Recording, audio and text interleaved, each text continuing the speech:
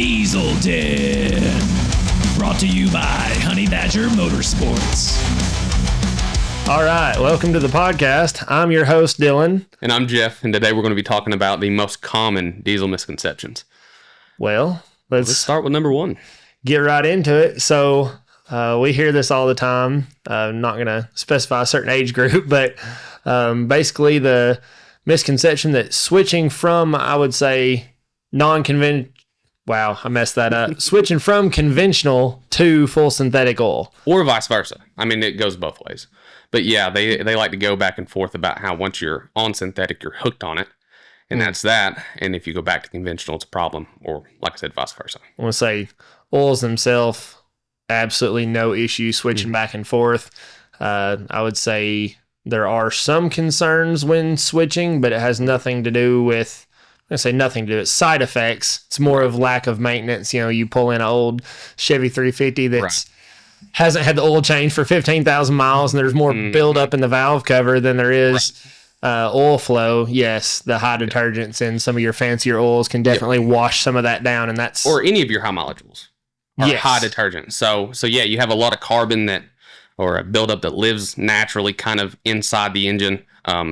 A lot of time acts as a gasket. As weird as that sounds, it gets right there where two mating surfaces are, and it holds oil in.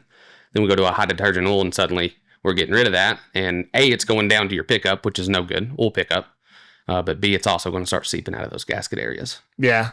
We've heard just mild complaints, which you don't have with anything with that kind of stuff. But I mean, yeah, you got basically smaller, I wouldn't say molecules, but smaller particles with your full synthetics, which means they're lubricating better. They got a lot better additives. There's much better oil. Yep. But if you didn't maintain your vehicle, you swap to a full synthetic like that, I guess there's more of a chance with the detergents that it could wash something down, clog your pickup or something. But what do we see in these modern diesels? Do we really see buildup like that?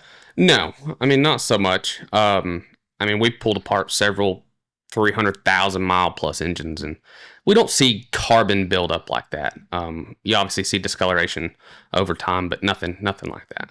Yeah, I would say most of the guys that are even stretching their oil changes further than we like to see still don't have that buildup. I'd say you have to do some serious neglect to get that far, but quit worrying about swapping between the oils. There's no need for the full engine flush. There's no need for anything to be scared about. If you see any negative side effects switching one way or the other, no matter what the mileage, the reason being is because you already had an issue. It was just underlying, and it presented itself with a better quality oil. Yeah, that's a good part. I mean, same thing with the engine flush as any high mileage oil that would have a lot of detergents. I guess similar. To be fair, also a worse quality oil could do the same thing. Yeah. Yeah, just once again, depending on what you see from it, whether it be ticks, leaks, stuff like that. It's just depending on what you were using and what you're using now and what the original issue or underlying issue actually is. Yeah. Anytime you have buildup like that and you're going to wash it to the one little pickup port, all of a sudden you have no oil flow, and then you have problems. And we've seen that a bunch. I mean, we've got a whole story. We've seen a vehicle go to Mobil 1 high mileage, not to pick on Mobil 1, but went from being a perfectly good, great driving vehicle to ticking like crazy, and reason being high detergent oil washed all of that carbon and buildup that would typically be perfectly fine living, inside the wall of the block or the oil pan or something like that, and would live there indefinitely. It quickly gets washed down all at once, pulled up into the pickup, and suddenly you're starving the rest of the engine for oil. Which leads back to our last episode when I was talking about maintenance items to an extent. Oh yeah.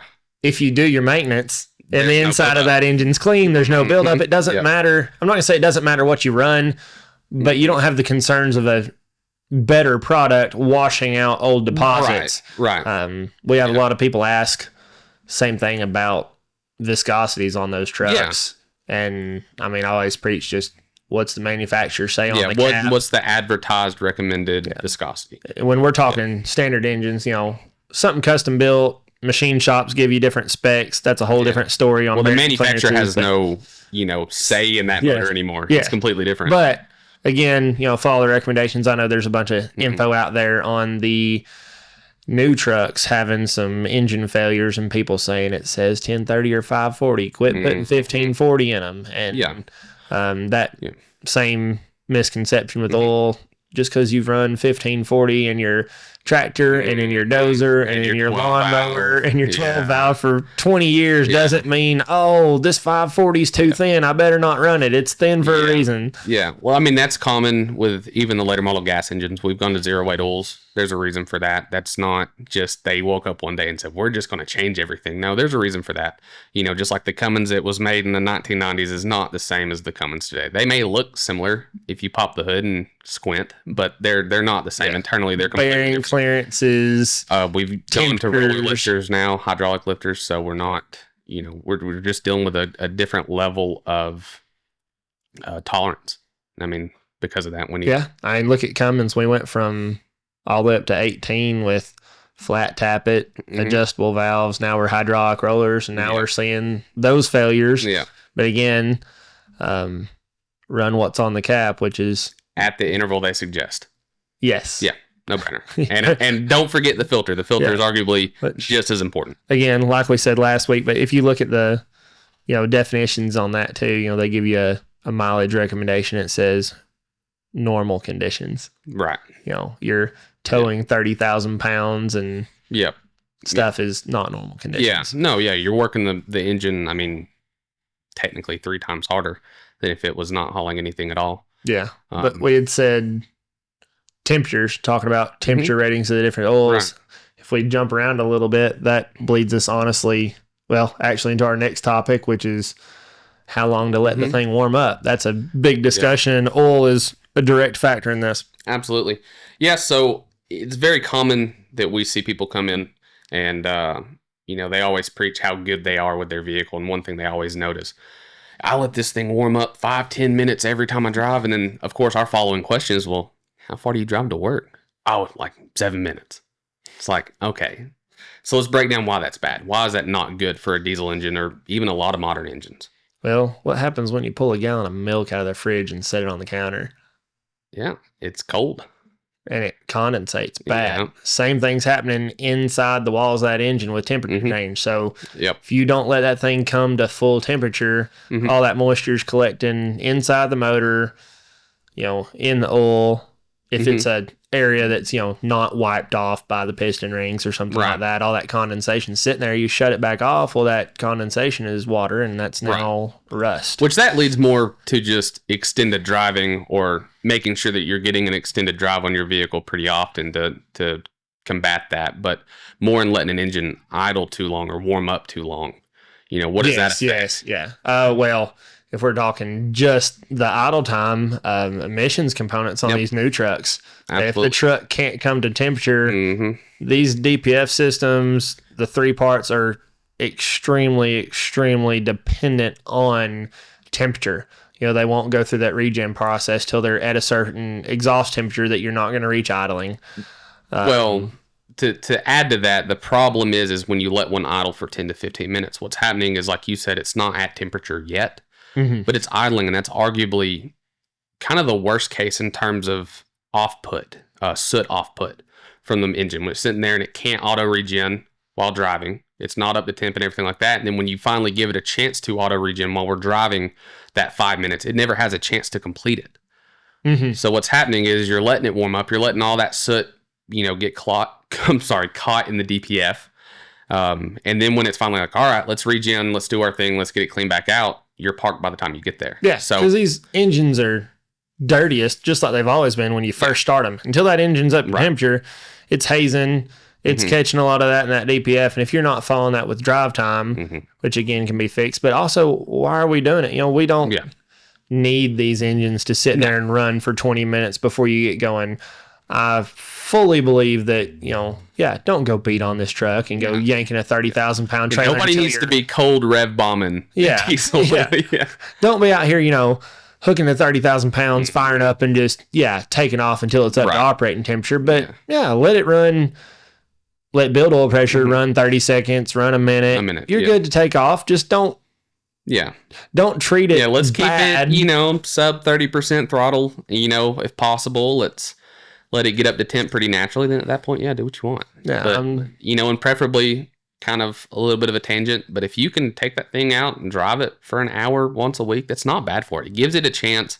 You know, all the time, what people don't see is that DPF's living under some sort of percentage of soot load, getting out there and driving it for an hour, you're giving it a chance to auto regen and get that thing back down to zero. To where if you're just driving it to work, like if I drove a diesel to work every day, especially in emissions on diesel, I mean, I would be in trouble. I drive 10 minutes to work every day. And that's going to build up over time. You need to get out and get an extended drive on it. Stuff you don't think about just because you don't see it out the pipe anymore, but any situation you're driving that truck in, whereas a pre-emissions truck would be smoky, it's catching it. It's filling that converter. And if you're not doing the continued drive time to bake that converter back out, you end up seeing us. Yeah, and that's that's the best way to put it. Anytime, if you're familiar with pre-emissions diesels, your 7.3s, even honestly the 6 liters, even though they technically have a cat, along with some of the other early ones, if you're driving that truck and that truck smokes, the 6.7, whether it be Cummins or Powerstroke, the LML Duramaxes, they're smoking too. It's just not making it out. It's getting caught. That's the whole point in the exhaust after treatment system. Yeah. So yeah, and that's I mean, it's physical matter. It's getting caught. It doesn't just disappear. Injection systems are better. Pressures are higher. We are burning cleaner. Right. But we're not burning completely clean. We're not burning smoke free. Exactly. Right.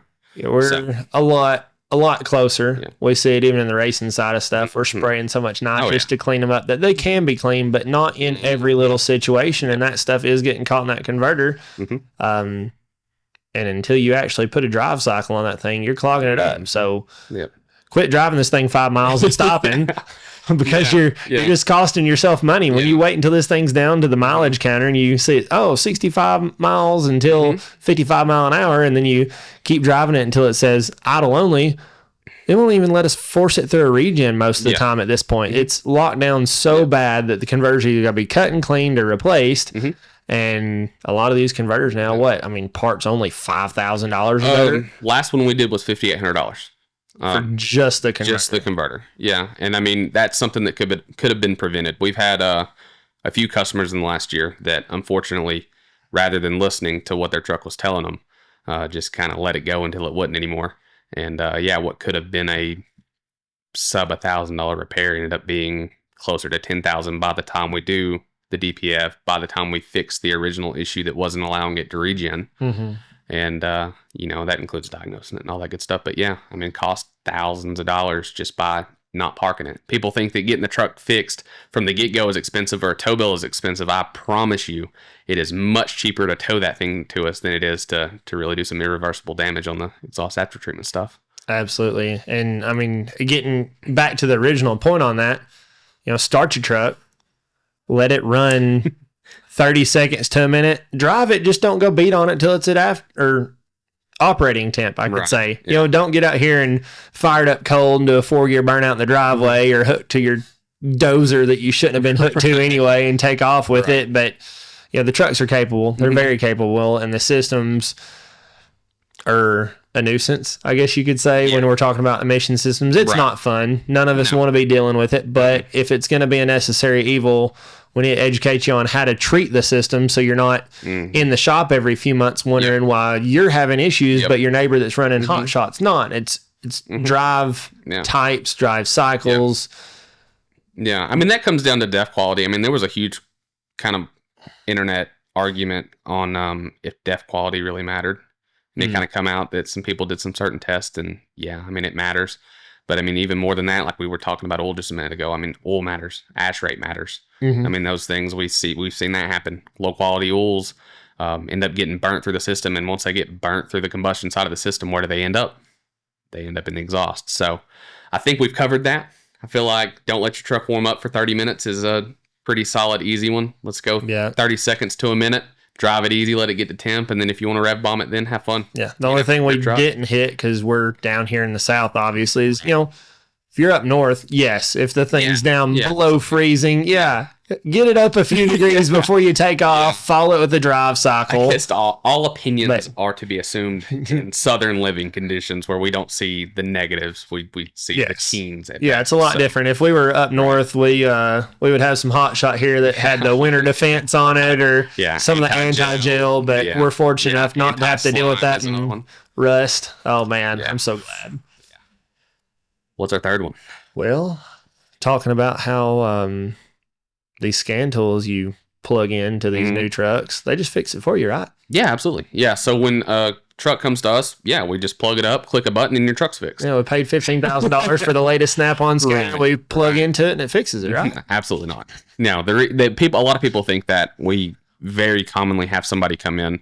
They've stopped by Advances, scan their vehicle with the little baby scanner, and they give them the printout, and the printout has this little recommended fix, and it's not the reality of it. They want to save money on a diag, and I understand that. I mean, it costs money, and a lot of people, just depending on their budget, that might be a big deal. However, if I fixed and just replaced the part that they told me to fix, I mean, I would be wasting more of their money because it's not the reality of it. Scanners are great for doing tests, looking at data, and pulling a code that gives me an idea of what the PCM or the TCM is thinking, but it does not tell me what's wrong. It just tells me, hey, we're seeing a circuit issue here, or performance issue here, we're seeing a loss of rail pressure here. That doesn't mean it doesn't even mean we're actually losing it. It just means that's what the computer thinks. It's got certain parameters that if it sees those parameters in a certain area for a certain amount of time, it sets a code. So it's a blessing and a curse, where in the older days, same thing, vehicles didn't have a lot of sensors that they do now. So it can be a time saver. Let's use fuel pressure, for example.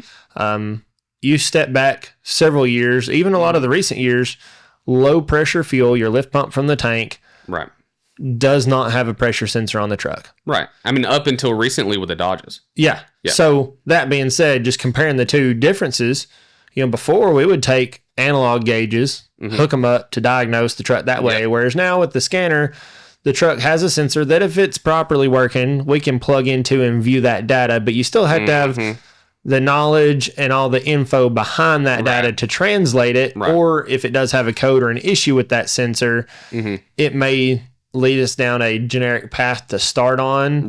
But with these electrical issues and stuff, unfortunately, we can't press a button and say, oh, well, with this code, chase the circuit, and it doesn't just take off down the line with a little mouse and tell us, oh, there's a break in the wire behind the alternator, underneath the water pump, behind everything that you can't see. There's a lot of chasing that goes into it.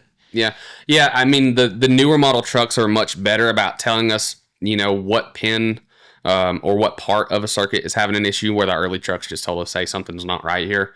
And that's great, but at the same time, they're so much more sensitive to setting these codes that it leads us on a whole other kind of wild chase in terms of, once again, things that it's saying are wrong are just actually kind of a byproduct of the actual issue. And for the customer's sake of things, too, there's so much into it that we could get way too much depth on. But we had a F-250 and a while back that we had some issues with some engine sensors.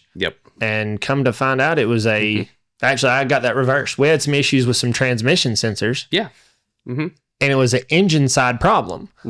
And even the engineering data didn't tell us that those two were linked together. So there is a lot beyond, entrusting your shop. These shops out here and the good techs out here are doing a lot more than just the scanner tells them to. Yeah, absolutely. But it's a crucial element, but does it fix your car? No. You still have to have something between the ears to chase these problems down. You can't just show up and say, oh, well, that $15,000 scanner should do it all. If it did... If it did, I wouldn't have a job. Period. That's a very good point. If it was that easy, somebody would just, buy a high-dollar scanner and rent it out, and people would press a button and it would be fixed. No, that's not the case. Like you said, crucial part, but it is not it's not the fix-all. Yeah.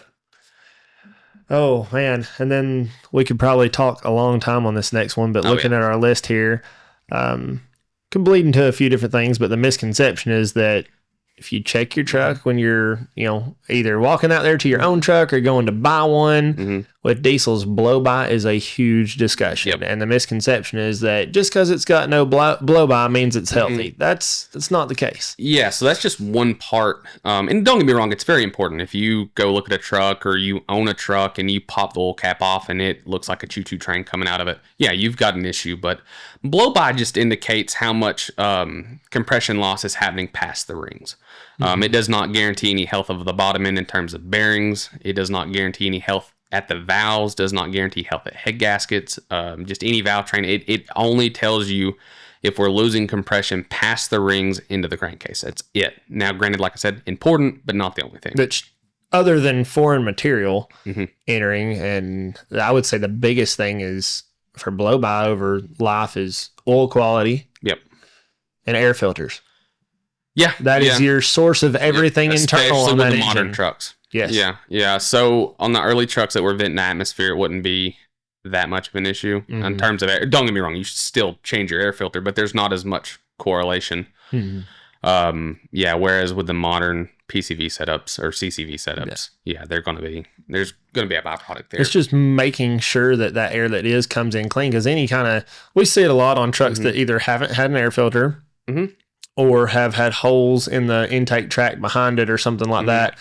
But that basically sand and silt over time causes extreme wear in the cylinders, and you can see that on tear down. Yeah, you're talking about the contamination side. The contamination side of things. I was talking more on the relation of CCVs and the intake and stuff. So your point 100% correct. But that, like you said, air filters along with oil. Temperature, if one ever gets super hot, you can absolutely stick a ring. Yeah. And there are many things. But in those cases, that's accompanied with a miss, because at that point, you've lost enough compression that you're not firing. Yeah.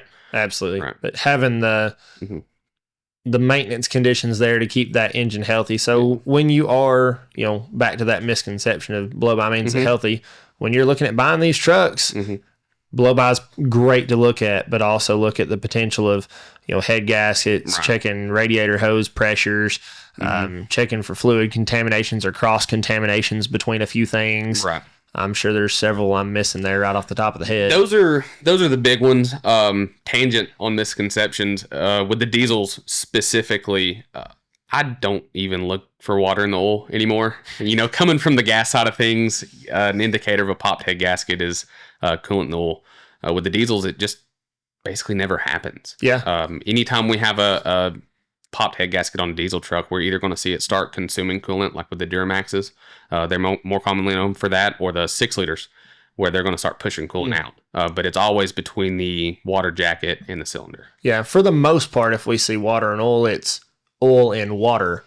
Right. And either way, when we see that concern, yes, it's usually the oil. Usually. Not that there's not outlying circumstances and strange trucks, but for the most part, it's oil cooler failure. But where we get concerned, again, us trying to take it to the next step and really fix one for the long term is if it's not a truck, but even if it's not a truck that had common oil cooler failure, but even if it was, always backing up your repair and double checking, okay, if this oil cooler failed, why did it burst? Exactly. It's meant for that oil pressure. We know these engines, for the most part, aren't going to make oil pressure more than desired. But a lot of them can make coolant pressure way higher than designed for if the head gaskets are popped. So we follow a lot of that. We also see a lot of temperature flash. Too. Yes. When you're purging exhaust gas over into the cooling system, you'll see these little little pockets of Make me hungry. of hot coolant, flash heated coolant that can damage a lot of these parts, including the oil cooler and oil cooler O-rings. Especially that. I mean, we see that as much as anything. Yeah. So you hear it had a bad oil cooler. That was it. Well, why did it go out? Especially something like a more high performance Cummins or something that does not have typical oil cooler failures. It's like, okay, oil coolers failed. Did we have an insane amount of coolant pressure that bursted it due to a head gasket and some issues like that? So it's always looking beyond and further to make sure you take care of that. I would say of the oil coolers, so for like the 6 liters of the oil coolers we've done, what would you say? 70% of them are just a byproduct of the head gasket. Not that we've completed the repair, but diagnosed. Yeah. Because most of the time they come in for oil in the coolant. We look at them and we also start seeing signs of coolant being pushed out of the degas bottle and stuff like that. Yep. So it's overpressurization, coming up at temperature strangely quick. Then you run a test on the coolant system, you find exhaust gas in the coolant system, and that's another misconception, too, that we've heard before. It's not going to make the truck quit until it hydrolocks. No. Right. These trucks will run and drive. If someone tells you, oh, well, they're lying. There's nothing wrong with this truck because, it still runs and drives. It can't have head gasket problems. It's got head studs. No, it's just constantly puking it out the cap, and it's part of it. We see a lot of install errors with studded trucks. And they won't quit running. They won't miss. I mean, that comes from the gas side of things. Your for instance, you worked on GM stuff. You remember the 60-degree V6s, if they would pop one, you would get the misfire, you'd get the steam out of the exhaust, you'd get the water in the oil, all that good stuff. That's not how diesels do it. It's not it. It starts pushing coolant or eating coolant, but in terms of running condition, they run really good until you just can't keep coolant in them. Yeah. And circling back to the no blow-by doesn't guarantee engine health, let's make some points for the guys real quick on checking engine health when you say are looking at a used truck. So we talked about blow-by. That's fantastic to check. Yeah. Super simple. Well, let me add to that. Yeah.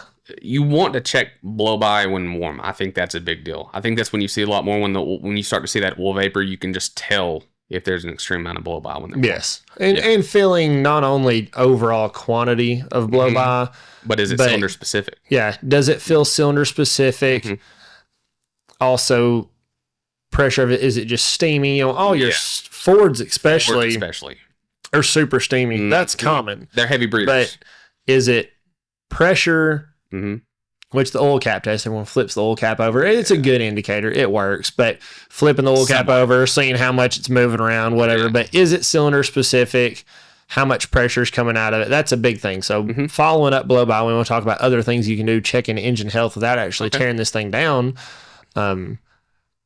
This sometimes takes more of a trained ear than not, but listening to the truck at the intake and at the exhaust, listening for pulsations, anything that would indicate. And that's mostly a Ford thing. I feel like you're going to get something. They all can make the noise, but we see it more on the Fords, like lift ear issues. Because we're seeing more valve issues out of the Fords, I guess. That's what I'm saying. Yeah, all of them. I mean, Dodges, you have the valve seat issues. The other ones, but unfortunately for us, kind of being Ford people to an extent, I guess the Duramax valve train's been pretty good. It has. They're flat tappet, so you have to adjust them and stuff, but they're very low maintenance. But the point of it is listen to your intake at the air filter, listen to your exhaust, see if you don't hear any of those pulsations that would throw you for a loop. If it sounds a little choppy compared to another truck, there's a good chance something's potentially going on. Could be something as simple as an injector, but it could be valve issues, valve seat issues, anything that's keeping it from being happy. And those are things that you want to take into account when you buy this truck, Yeah, if you're gonna buy a truck, like especially the later model diesel stuff, you're gonna want to see them cold. I think that's when they're gonna give up the ghost, whether it be an injector, valve train issues, stuff like that. As things expand on the valve train side, with these vehicles that are flat tappet, being the Cummins and the Duramax, they're going to get quieter as they get warm. We've seen that many times on the valve train side, and injectors are often going to quit missing when they get warm. So yeah, if you're going to check these things, everything except for blow-by, you're going to want to do this while it's cold, not while it's warm. Yeah, so it's a hard topic because diesels are so noisy to begin with, but talking about engine health, blow-by, listening to the intake and the exhaust, adding to that, just listening to the engine in general, listen for ticks, knocks, thuds, or anything that would indicate one cylinder kind of having a different pulsation from another, and that can kind of give you an overall idea. And the nice thing is, if we're talking used trucks when we're doing this, if you haven't bought it yet and you hear something you don't want to hear, don't buy it. Yeah. There's a million trucks out there, and I'm the first to admit, especially when I was younger, if I drove somewhere to look at one and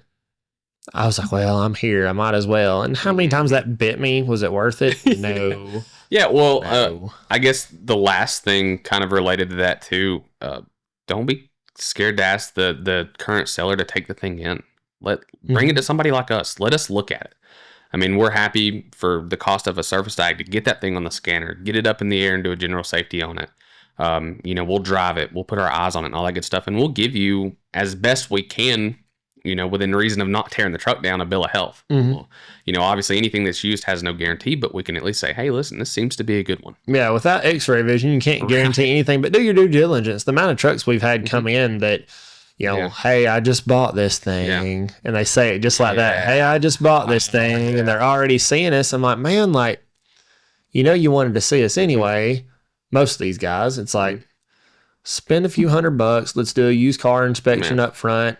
Let's look over this whole truck. Let's tell you, does this truck look like it needs a few $1,000s worth of maintenance, or does this truck look like it needs $15,000 worth of repairs? Or stop in, even without the truck. Stop in before you buy it if you're curious about it. Stop in and talk to us. We've got parts on the shelf specifically to show you the failure points and the signs of it. I'm more than happy to sit down and spend 20 minutes with somebody and give them kind of the rundown. And we're going to do a lot of that here. I'd love to see in the comments what y'all want to see more of, and most commonly, we will try to at some point hit all 3 trucks. The Cummins, the powerstroke, the duramax. We'll even break them into kind of years and genres because there's a lot there.